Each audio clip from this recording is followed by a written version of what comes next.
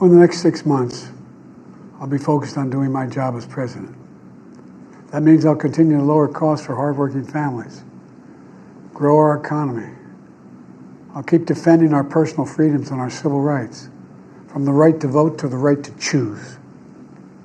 I'll keep calling out hate and extremism. Make it clear there is no place in America for political violence or any violence ever, period.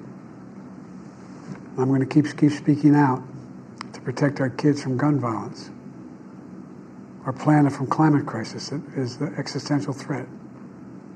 And I will keep fighting for my cancer moonshot so we can end cancer as we know it, because we can do it. And I'm going to call for Supreme Court reform, because this is critical to our democracy, Supreme Court reform. You know, I will keep working to ensure America remains strong and secure and the leader of the free world. I'm the first president in this century to report to the American people that the United States is not at war anywhere in the world.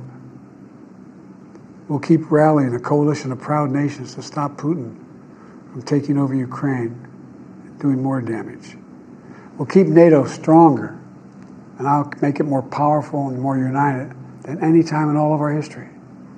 I'll keep doing the same for our allies in the Pacific.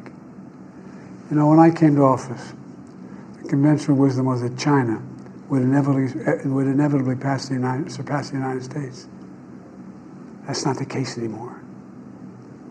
And I'm going to keep working to end the war in Gaza, bring home all the hostages, and bring peace and security to the Middle East and end this war. We're also working around the clock to bring home Americans being unjustly detained all around the world. You know, we've come so far since my inauguration. On that day, I told you, as I stood in that winter, we stood in a winter of peril and a winter of possibilities. Peril and possibilities. We were in the grip of the worst pandemic in the century. The worst economic crisis since the Great Depression. The worst attack on our democracy since the Civil War. But we came together as Americans, and we got through it. We emerged stronger, more prosperous, and more secure. Today we have the strongest economy in the world, creating nearly 16 million new jobs, a record. Wages are up. Inflation continues to come down. The racial wealth gap is the lowest it's been in 20 years. We're literally rebuilding our entire nation, urban, suburban, rural, and tribal communities. Manufacturing has come back to America. We're leading the world again in chips and science and innovation.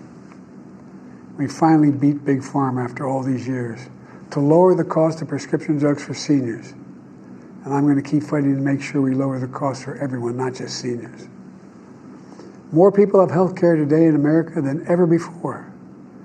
And I signed one of the most significant laws helping millions of veterans and their families who were exposed to toxic materials. You know, the most significant climate law ever in the history of the world. The first major gun safety law in 30 years. And today, the violent crime rate is at a 50-year low. We're also securing our border.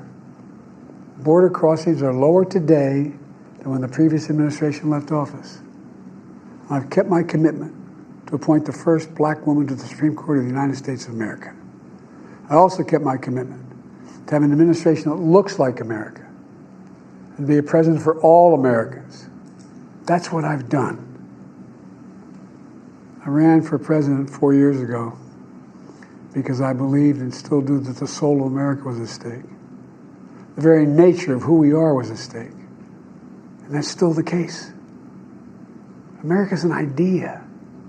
An idea stronger than any army, bigger than any ocean, more powerful than any dictator or tyrant. It's the most powerful idea in the history of the world. That idea is that we hold these truths to be self-evident. We're all created equal, endowed by our Creator with certain inalienable rights: life, liberty, pursuit of happiness. We've never fully lived up to it, to this sacred idea, but we've never walked away from it either. And I do not believe the American people will walk away from it now.